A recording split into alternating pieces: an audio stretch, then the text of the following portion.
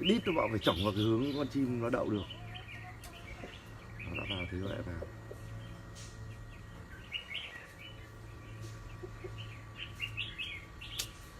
Địt cả cái lồng này chuyên ra kiểu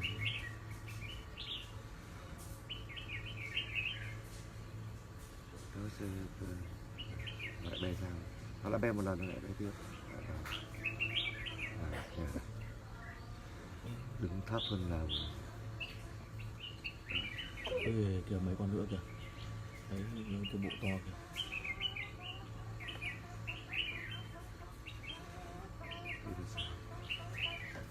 lại sang kia sang.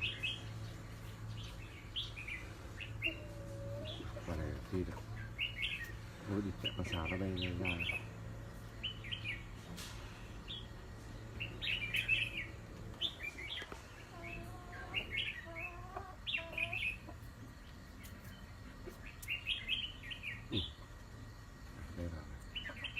Đây là xịt.